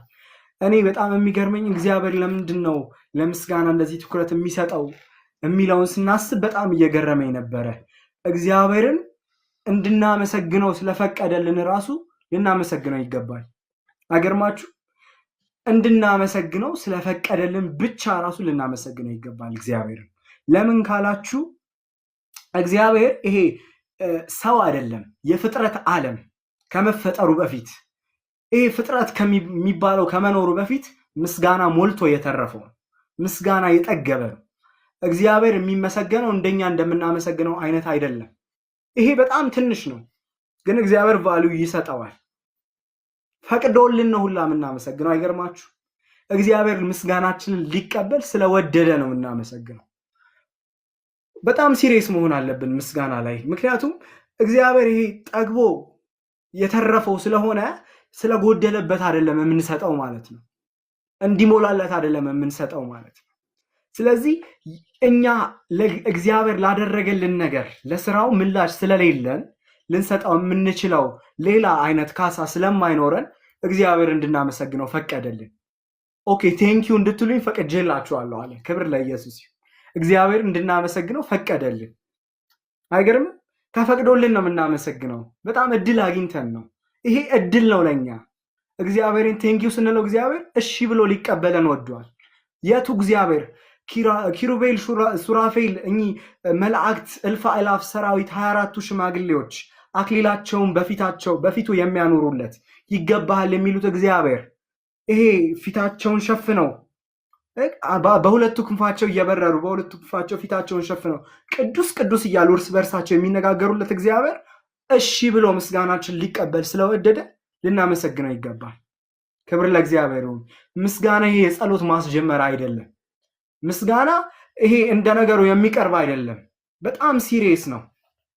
እዚህ ውስጥ ስንቶቻችን ነን እግዚአብሔርን ለማመስገን ጾም ጸሎት ይዘን የምናውቀው? ነገር ግን እግዚአብሔርን ለመጠየቅ ለመለመን ግን በሙሉ ልባችን ተሰተን እግዚአብሔርን እንጠይቃለን። አይገርማችሁ? ከእግዚአብሔር ለመቀበል 40 ቀን እንዘጋለን። አንድ ሳምንት እንዘጋለን። እግዚአብሔር ለመለመን ሲሪየስ ጉዳያችን አድርገን እግዚአብሔርን ለማመስገን ግን እግዚአብሔር ሆይ ተመስገን ብለን ዘግተነው እንቀመጣለን። በጣም እግዚአብሔር ይሄን ቀንበር ከላያችን ያንሳ። ጉዳይ ብለን ስራዬ ብለን እግዚአብሔር እንድናመሰግነው ይገባል።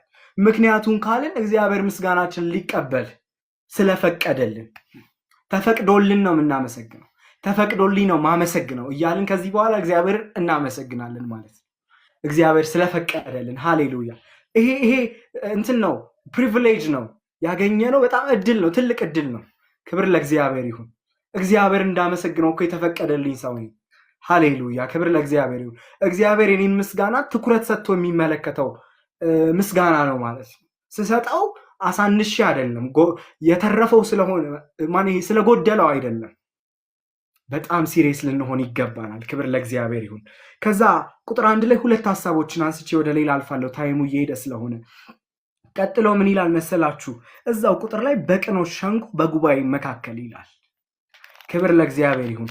ዘማሪው ምስጋና በሙሉ ልብ ብቻ የሚቀርብ ጉዳይ ሳይሆን በህዝብ ፊት፣ በጉባኤ መካከል፣ በሸንጎ ፊት የሚቀርብ እንደሆነም ይናገራል ማለት። ምስጋና ይሄ የግል ተሞክሮ ብቻ አይደለም። ብቻችንን ሸሽገን የምንለማምደው ጉዳይ አይደለም። ምስጋና በህዝብ ፊት ሲሆን ደግሞ ሌላ በረከት አለው። ክብር ለኢየሱስ ይሁን። የሆነን ነገር ለማድረግ እንጠራራለን እኮ ሰምቲንግ ለመጸለይ እንትና ጸልይልኝ እንትና እንደዚያ እንባባላለን። የሆነ ቦታ ለመሄድ እንጠራራለን። እግዚአብሔርን ለማመስገን እንጠራራ እስቲ፣ ጉባኤ እናድርግ እስቲ። ክብር ለኢየሱስ ይሁን። እግዚአብሔርን ለማመስገን በጉባኤ መካከል፣ በህዝብ መካከል እግዚአብሔር እንደሚመለክ እንደሚመሰገን እንመለከታለን። ይሄ ሰው በፍጹም ልቡ በሙሉ ልቡ በእግዚአብሔር ፊት ምስጋናን ያቀርባል። በእግዚአብሔር ፊት ያን ምስጋና ማቅረብ ብቻ ሳይሆን በጉባኤ መካከል በህዝብ በተሰበሰበ ምክንያቱም አያፍርበትም። እግዚአብሔር ያደረገለትን ይሄ የተሰጠውን ፕሪቪሌጅ በህዝብ መካከል ይገልጠዋል። ይህ ያከበረበትን ክብር እግዚአብሔር የሰጠውን ፕሪቪሌጅ በህዝብ መካከል ሆኖ እግዚአብሔርን ሲያከብር እንመለከታለን ማለት ነው። ምስጋና የግል ተሞክሮ ብቻ አይደለም። በህብረት እናመሰግናለን። ከሌሎች ጋር ማመስገን የምስጋና እገዛን መጠየቅ ጨምረን እንድናመሰግን ምክንያት ይሆነናል ማለት ነው። የእግዚአብሔር ስም ይባረክ። ከቁጥር 2 እስከ 4 ያለው ደግሞ እግዚአብሔርን ስለማንነቱ ብቻ ሳይሆን ስለ ስራው ሊመሰገን እንደሚገባው እንደውም እስከ ቁጥር 9 ድረስ ስለ ስራው ሲያመሰግነው እንመለከታለን። ክብር ለእግዚአብሔር ይሁን። ማዳኑን ያነሳል። ቁጥር 9 ላይ ለህዝቡ ማዳንን ሰደደ ይላል። ኪዳኑን ለዘላለም አዘዘ ይላል። ክብር ለኢየሱስ ይሁን። ከዛ ደግሞ ስለ ፍጥረቱ ያመሰግናል። የእጁ ስራ እውነተኛና ቅን ነው ይላል። ቁጥር 7 ላይ ስርዓቱ ሁሉ የታመነ ይላል። ይሄ የእግዚአብሔርን ስራ ኤቭሪ ዲቴል እየተመለከተ በመትመም ውስጥ ሆኖ በማሰላሰል ውስጥ ሆኖ በጣም ሲሪየስ እንደሆነ እግዚአብሔርን ሊያመሰግን ይሄ ጉዳይ ብሎ ሊያመሰግነው እንደተነሳ የምንመለከተው ስለ እያንዳንዱ ዲቴል እግዚአብሔርን ሲያመሰግነው እናያለን። ስለ ፍጥረቱ ያመሰግናል፣ ስለ ማዳን ስራው ያመሰግናል፣ ጊዜ ሰጥቶ ያመሰግናል ማለት ነው። ክብር ለእግዚአብሔር ይሁን። በጣም የገረመኝ ቃል አለ ቁጥር 2 ላይ። በቃ እኔ ሳልናገር ማለፍ አልችልም። ይህን ቃል እንደዚህ ይላል፣ የእግዚአብሔር ስራ ታላቅ ናት፣ ደስ የሚሰኙባት ሁሉ ያውጠነጥኗታል ይላል አዲሱ መደበኛ ትርጉም። የእግዚአብሔር ስራ ታላቅ ናት፣ ደስ የሚሰኙባት ሁሉ ያውጠነጥኗታል። አይገርማችሁ? የእግዚአብሔርን ስራ ማሰብና ማሰላሰል ማውጠንጠን ለካ የደስታ ምንጭ ነው። ሰው ለመደሰት ከፈለገ የእግዚአብሔርን ስራ ማሰብ ነው የሚጠበቅበት ማለት ነው። ደስታን ከፈለገ የእግዚአብሔርን ስራ ማሰላሰል ነው የሚጠበቅበት ማለት ነው። የእግዚአብሔር ስም ይባረክ። ክብር ለኢየሱስ ይሁን። ስራህን ስናስብ፣ ስራህን ስንጫወት፣ ስራህን ስናሰላስል ለካ እግዚአብሔር መንፈሱን በእኛ ውስጥ የደስታን መንፈስ ያፈሳል ማለት ነው። ሰው ደስተኛ የሚሆነው የእግዚአብሔርን ስራ ሲያውጠነጥን ነው ማለት ነው። ክብር ለእግዚአብሔር ይሁን። ደስታን የምትፈልጉ ሰዎች፣ ደስተኛ መሆን አልቻልኩም የምትሉ ሰዎች ይህንን ስራ ስናስብ፣ በእግዚአብሔር ቃል ውስጥ ያለውን የተገለጠውን ስራ ስናስብ፣ ህጉን ስንጫወት፣ ስራውን ስንጫወት፣ ምግባራችን ስናደርገው፣ ስራችን ስናደርገው ለካ እግዚአብሔር ደስታን በውስጣችን ያፈሳል፣ ሐሴትን በውስጣችን ያፈሳል። ክብር ለኢየሱስ ይሁን። የእግዚአብሔር ስም ይባረክ። ደስታ ከእግዚአብሔር ስራ ማውጣጠን ውስጥ ይቀዳል ማለት ነው። ቀጥለን ባለው ምዕራፍ እናየዋለን። ክብር ለኢየሱስ ይሁን። ከዛ ቁጥር 10 ላይ እግዚአብሔርን መፍራት የጥበብ መጀመሪያ ነው፣ ትእዛዙንም የሚፈጽሙ ጥሩ ማስተዋል አላቸው ይላል። በመደበኛው ትርጉም እግዚአብሔርን መፍራት ጥበብ ነው፣ እግዚአብሔርን መፍራት የጥበብ መጀመሪያ እግዚአብሔርን መፍራት ነው ይላል። ክብር ለኢየሱስ ይሁን። ክብር ለኢየሱስ ይሁን። እግዚአብሔርን ለመፍራት ያደረገውን ስራ ማስተዋል ያስፈልገናል። የእግዚአብሔርን ስራ ማስተዋል ያስፈልገናል። እግዚአብሔርን መፍራትም ከፈለግን የእግዚአብሔርን ስራ ማስተዋል ያስፈልገናል። ክብር ለኢየሱስ ይሁን። ይህ ፍርሃት፣ ይሄ እዚህ ጋር የሚያነሳው ፍርሃት እግዚአብሔርን መፍራት የሚለው ይሄ የክብር፣ የአድናቆት፣ የአክብሮት ፍርሃት እንደሆነ መረዳት ይጠበቅብናል። እዚህ ጋር እግዚአብሔርን መፍራት የሚለው ሐሳብ ፍጡር ለፈጣሪው ለሰራው ተገቢ አመለካከቱን መሆን የሚገባውን ነው። የጥበብ መጀመሪያ እግዚአብሔርን መፍራት ነው የሚለው ማለት ነው። ክብር ለኢየሱስ ይሁን እንጂ እግዚአብሔር ስለሚቀስፈው ይፈራዋል የሚል አይነት መረዳት እዚህ ውስጥ አናገኝም። እግዚአብሔርን መፍራት ማለት እግዚአብሔር ይቀስፈኛል ብሎ ቸርች ሲመጡ ኃጢአት አለማድረግ አይደለም። እግዚአብሔርን መፍራት ማለት ለኃጢአት ልብን ሲያመቻቹ አይ ቆይ እግዚአብሔር ይህን ነገር ያደርግብኛል ማለት አይደለም። ክብር ለኢየሱስ ይሁን። እግዚአብሔርን መፍራት ስራውን ማሰላሰል፣ ያደረገውን ስራ ማሰብ ነው ማለት ነው። የእግዚአብሔርን ስራ ማስተዋል ያስፈልገናል ማለት ነው። ይሄ ሰዎች ዝም ብለው ከመሬት ተነስተው እግዚአብሔርን ሊፈሩ አይችሉም። እግዚአብሔርን መፍራት የምንችለው የእግዚአብሔርን ስራ ስናውጠነጥን ነው። ሐሳባችንን በዛ ቅኝት ውስጥ ስናደርገው ነው እግዚአብሔርን መፍራት በህይወታችን ሊኖር የሚገባው። ክብር ለእግዚአብሔር ይሁን። አንድ የሥነ መለኮት አስተማሪ እንደዚህ ብሎ ተናገረ። እግዚአብሔርን መፍራት የጥበብ መጀመሪያ ብቻ አይደለም፣ መካከልና መጨረሻም ነው አለ። ክብር ለኢየሱስ ይሁን። ክብር ለኢየሱስ ይሁን። ክርስቲያን እግዚአብሔርን በመፍራት ይጀምራል፣ በመፍራት ይኖራል፣ በመፍራት ይጨርሳል ማለት ነው። በዚህ ስርዓት ውስጥ ነው የሚኖረው። እግዚአብሔርን ለመፍራት ምን ማድረግ አለብን ማለት ነው? የእግዚአብሔርን ስራ ማሰላሰል አለብን። እናጠቃለው። ክብር ለእግዚአብሔር ይሁን። ከዛ አንድ ነገር እናያለን እዚህ ክፍል ውስጥ ምን ይላል? የመጨረሻው ቁጥር ላይ እንደዚህ ይላል። ክብር ለእግዚአብሔር ይሁን። ትእዛዙን የሚፈጽሙ ጥሩ ማስተዋል አላቸው ይላል። ክብር ለጌታ ለኢየሱስ ይሁን። ትእዛዙን የሚፈጽሙ የእግዚአብሔርን ስራ የሚያስተውል ደግሞ በመታዘዝ ምላሹን ይሰጣል ማለት ነው። የእግዚአብሔርን ስራ የሚያደርግ የእግዚአብሔርን ስራ የሚታዘዝ ሰው ለእግዚአብሔር ምላሽ የሚሰጠው እግዚአብሔርን የሚፈራ ሰው ምላሹን በምንድን ነው የሚገልጸው ካልን በመታዘዝ ምላሹን ይገልጻል ማለት ነው። ክብር ለጌታ ለኢየሱስ ይሁን። የእግዚአብሔርን ስራ ስናስተውል እሱን እንድናመሰግን እንሆናለን። በመታዘዝ ደግሞ ምላሻችን እንድንሰጥ እንሆናለን ማለት ነው። በአጠቃላይ ጥበብ እግዚአብሔርን በመፍራት ይጀምራል። እውነተኛ ጥበብ በመታዘዝ ይታያል።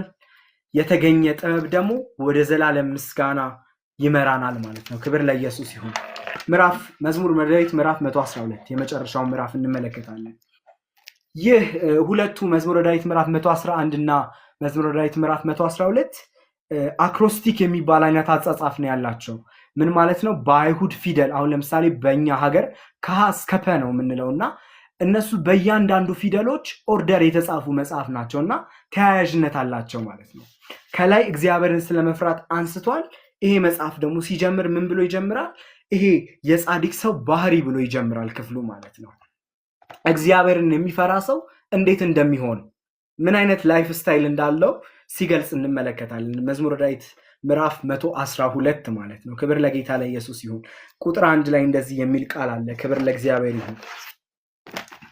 ሃሌሉያ ሃሌሉያ ብሎ ነው የሚጀምረው ይሄ መጽሐፍ ራሱ። የሚገርማችሁ እግዚአብሔርን የሚፈራ በትእዛዙም እጅግ ደስ የሚሰኝ የተባረከ ነው ይላል። እግዚአብሔርን የሚፈራ በትእዛዙም ደስ የሚሰኝ የተባረከ ነው ይላል። እዚህ ጋር ሁለት ነገሮችን እንመልከት። እግዚአብሔርን የሚፈራ በትእዛዙ እጅግ ደስ የሚሰኝ። ለካ እግዚአብሔርን መፍራት የሚቀዳው በትእዛዙና በሕግ ውስጥ ነው ማለት ነው። ክብር ለእግዚአብሔር ይሁን። አንድ ጸሎት መጸለይ ያስፈልገናል። አንድ ጸሎት እንድንጸልይ ያስፈልገናል። ምንድነው ካልን ይሄ የእግዚአብሔር ቃል፣ ይሄ የእግዚአብሔር ስርዓት፣ ይሄ የእግዚአብሔር መልእክት ከማንበብ ከትእዛዝ ባለፈ ይሄ ከማንበብ ባለፈ የደስታችን ምንጭ እስኪሆን ድረስ እግዚአብሔር እንዲያደርገው እንደዛ በእኛ ህይወት ውስጥ መጸለይ አለብን። የደስታችን ምንጭ እንዲሆን፣ ስናየው እንድንደሰት፣ ስናነበው እንድንስቅ፣ የደስታችን ምንጭ እንዲሆን መጸለይና መትጋት ይጠበቅብናል። ክብር ለእግዚአብሔር ይሁን። መዝሙረ ዳዊት ምዕራፍ 1 ቁጥር 2 ላይ እንደዚህ የሚል ቃል አለ። ክብር ለእግዚአብሔር ይሁን። መዝሙረ ዳዊት ምዕራፍ 1 ቁጥር 2 በእግዚአብሔር ሕግ ደስ ይለዋል፣ ሕጉንም በቀንና በሌሊት ያሰላስለዋል ይላል። ክብር ለእግዚአብሔር ይሁን። የእግዚአብሔር ሕግ ማሰላሰል የደስታ ምንጭ ነው ማለት ነው። እውነተኛ ደስታ ከእግዚአብሔር ጋር ትክክለኛ የሆነ ግንኙነት ውጤት እንደሆነ እንመለከታለን። ክብር ለእግዚአብሔር ይሁን። ይሄ የእግዚአብሔር ቃል ምን አይነት ነው ካልን፣ የእግዚአብሔር ትእዛዝ፣ የእግዚአብሔር ስርዓት ምን አይነት ነው ካልን፣ ባሰብነውና ባሰላሰልነው ቁጥር መንፈስ ብቻ እውቀት ብቻ ሳይሆን ደስታን እንደሚሰጥ ደግሞ ይሄ መጽሐፍ ያስተምረናል። ግልጽ ነው። ይሄ የተገለጠ መሆኑን እንመለከታለን ማለት። ክብር ለእግዚአብሔር ይሁን። ከዛ ቀጥሎ እንደዚህ ይላል፣ የተባረከ ነው ይላል። ክብር ለኢየሱስ ይሁን። እግዚአብሔርን የሚፈራ በትእዛዙም እጅግ ደስ የሚሰኝ የተባረከ ነው ይላል። ክብር ለኢየሱስ ይሁን። እነዚህ በረከቶች መንፈሳዊና ስነ ምግባራዊ በረከትንም ያጠቃልላሉ። ሁለቱንም በረከት የሚይዝ ነው። መንፈሳዊም በረከት ነው፣ ስጋዊም በረከት ነው። ይሄ የበረከት ዴፊኒሽናችንን ማስተካከል ይጠበቅብናል። እውነተኛ በረከት የሚመነጨው እግዚአብሔርን በመፍራትና በእግዚአብሔር ትእዛዝ ደስ በመሰኘት ነው። ሰው ተባረኩ የሚለው የሆነ መኪና፣ የሆነ ቤት፣ የሆነ ሰንበዲ ሲያገኝ አይደለም። እውነተኛ በረከት በዚህ ቃል ውስጥ የሚገኝ ደስታ ነው። ክብር ለኢየሱስ ይሁን። እውነተኛ በረከት በዚህ ቃል ውስጥ የሚገኝ መንፈስ ነው። ክብር ለኢየሱስ ይሁን። ይህ ቃል የደስታችን ምንጭ ሊሆን ይገባል ማለት። በትእዛዝ ውስጥ ደስ ስንሰኝ ይሄ በረከት እግዚአብሔር በጣም መጽሐፍ ቅዱስ የሚያስተምረን ምን አይነት በረከት እንደሆነ ታውቃላችሁ? ከበረከቶች ሁሉ በላይ የሆነ በረከት በእግዚአብሔር መንፈስ መሞላት እንጂ የሆነ የምድራዊ ኮተት ማግኘት አይደለም። ክብር ለእግዚአብሔር ይሁን። ይህ የእግዚአብሔር ቃል የዴፊኒሽናችንን ይሰጠናል። ይሄ የበረከት ዴፊኒሽናችንን ይሰጠናል። በእግዚአብሔር ትእዛዝ ደስ በመሰኘት ውስጥ በረከት እንዳለ እንመለከታለን ማለት ነው። ክብር ለኢየሱስ ይሁን። ከቁጥር 4 እስከ 5 ያሉት የተጠቀሱት እኚህ ለጋስነት፣ ቸርነት፣ ርህራሄ፣ ቅንነትን እንመለከታለን። ይሄ የጻድቅ ሰው ባህሪ ናቸው። ነገር ግን እነዚህ የእግዚአብሔር ባህሪዎች እንደሆኑ ደግሞ እንመለከታለን። ሰው የእግዚአብሔርን ባህሪ ካልተካፈለ፣ ከእግዚአብሔር ሕይወት ውስጥ ይህንን ካልቀዳ በራሱ ሩሩ መሆን አይችልም። በራሱ ቅን መሆን አይችልም። በራሱ ቸር መሆን አይችልም። በራሱ ለጋስ መሆን አይችልም። ይሄ ሰው በራሱ ከእግዚአብሔር ማምጣት የሚችላቸው ነገሮች አይደሉም። እግዚአብሔርን መፍራትና በእግዚአብሔር ትእዛዝ እሳቤ ውስጥ መሆን በራሱ የእግዚአብሔር ባህሪ እንድንካፈል ያደርገናል ማለት ነው። ክብር ለኢየሱስ ይሁን። ሕይወታችንን እንድንሰጥ ያደርገናል። በሕይወታችን እነዚህ ነገሮች እንዲገለጡ ምክንያት ይሆናል ማለት ነው። ክብር ለጌታ ለኢየሱስ ይሁን። አይገርማችሁም? እኔ ለጋስ መሆን ቻልኩ ማለት ለካ ከእግዚአብሔር ባህሪ ተካፈልኩ ማለት። የእግዚአብሔር ባህሪ እኔ ውስጥ አለ ማለት። እኔ ከራሴ ማምጣት አልቻልኩም ማለት ነው። ያ ቸርነት አለ ህይወታችሁ ውስጥ፣ ርህራሄ አለ ህይወታችሁ ውስጥ፣ በጎነት አለ ህይወታችሁ ውስጥ። እሱ ከእግዚአብሔር ያገኛችሁት ነው። እሱ ከእግዚአብሔር የተካፈላችሁት ነው። ክብር ለእግዚአብሔር ይሁን። ይህ የሚመነጨው ደግሞ እግዚአብሔርን በመፍራትና በእግዚአብሔር ትእዛዝ እሳቤ ውስጥ በመሆን ይቀዳል ማለት ነው። ይህ ይመነጫል ማለት ነው ከዛ ውስጥ። ክብር ለኢየሱስ ይሁን። ከዛ ቁጥር 8 ላይ አንድ ቃል እንመለከታለን። እንደዚህ ይላል፣ ልቡ የጸና ነው አይፈራም፣ በመጨረሻ የጠላቶቹን ውድቀት ያያል ይላል። ክብር ለኢየሱስ ይሁን። ጻድቅ ሰው ምን አይነት ነው ካልን፣ የማይናወጥ ነው፣ ልቡ የጸና ነው። ክብር ለኢየሱስ ይሁን። እግዚአብሔርን የሚፈራ፣ እግዚአብሔርን በመፍራት ውስጥ የምናገኘው አንዱ በረከት አለመናወጥ ነው፣ መጽናት ነው። ክብር ለኢየሱስ ይሁን። ሃሌሉያ። እንደዚህ ይላል፣ ልቡ የጸና ነው ሲል ምን እያለ ነው ካልን፣ አለመናወጥና መጽናት የሚገኘው በእግዚአብሔር ትእዛዝ ውስጥ ለመኖር በመፍቀድ ነው ማለት ነው። ክብር ለኢየሱስ ይሁን። ለእግዚአብሔርን በመፍራት ነው ማለት ነው። የእግዚአብሔር ስም የተባረከ ይሁን። አንዳንዴ ነገሮቻችን፣ ሁኔታዎቻችን ድብልቅልቅ ሲሉ አብረን እኛም የምንደባለቅ ከሆነ፣ አብረን ይሄ ኮንፊውስድ የምንሆን ከሆነ፣ አብረን ግራ የምንጋባ ከሆነ ቼክ ልናደርግ ይገባናል። ምክንያቱም ከእግዚአብሔር የተካፈልነው ህይወት በእርጋታ እንድንኖር የተሰጠን ህይወት ነው። የጻድቅ ሰው ህይወት እንደዛ ነው። እግዚአብሔርን የሚፈራ ሰው ህይወቱ እንደዛ አይነት ነው። ክብር ለእግዚአብሔር ይሁን። መጽናትና አለመረጋጋት ይሄ መንፈሳዊ ድፍረት ምልክት ነው። እንደዚህ አይነት ድፍረት በህይወታችን እንዲኖር ይጠበቅብናል ማለት ነው። ክብር ለእግዚአብሔር ይሁን። አንጸናም ማለት ይሄ እንናወጣለን ማለት ልባችን አላረፈም ማለት we have to check something በህይወታችን ውስጥ ማለት ነው። ቼክ ማድረግ የሚገባን ጉዳይ አለ ማለት ነው። እግዚአብሔር ስም ይባረክ። ቁጥር 9 እንደዚህ የሚል ቃል እናገኛለን። ቁጥር 9 ላይ ልቡ በልግስና ለድሆች ሰጠ፣ ጽድቁም ለዘላለም ይኖራል ይላል። ልግስና የጽድቅ ፍሬ እንደሆነ እንመለከታለን። ይህም ፍሬ ደግሞ ከእግዚአብሔር የምንቀበለው እንደሆነ በእግዚአብሔር ህይወት የምናገኘው እንደሆነ እንመለከታለን ማለት ነው። በጣም አንድ ነገር አገኘው ስለ ልግስና ስመለከት ማለት ነው። የሚገርማችሁ የሚሰጥ ሰው በእግዚአብሔር ተመስሎ ይኖራል ይላል። ሰጪ በእግዚአብሔር ተመስሎ ይኖራል ይላል። ምክንያቱ ለምንድነው ካልን የሰጪ ሁሉ ቁንጮ የሆነው እግዚአብሔር ስለሆነ ነው ማለት ነው። እግዚአብሔር በመስጠት አንደኛ ነው። ምክንያቱም ማንም አንድያ ልጁን ሊሰጥ የሚችል የለም። እግዚአብሔር አንዴ ልጁን ሰጥቶ የመስጠትን ሌቭል ከፍ አድርጎታል። ይሄ የመስጠትን ሌቭል ከፍ አድርጎ ላይ ሰቅሎታል። ክብር ለእግዚአብሔር ይሁን። ስለዚህ ማንም ብዙ የሰጠ ቢመስለው ከዚህ የሚበልጥ እንዳልሆነ ማሰብ ይገባናል ማለት ነው። የምንሰጥ ከሆነ የእግዚአብሔር ህይወት በእኛ ውስጥ እየተገለጠ ነው ማለት ነው። ሁለተኛ ቆሮንቶስ ምዕራፍ 9 እስከ 8 ያለውን ቃል ገብታችሁ አንብቡት። እናንተ ስለ መስጠት ይናገራል።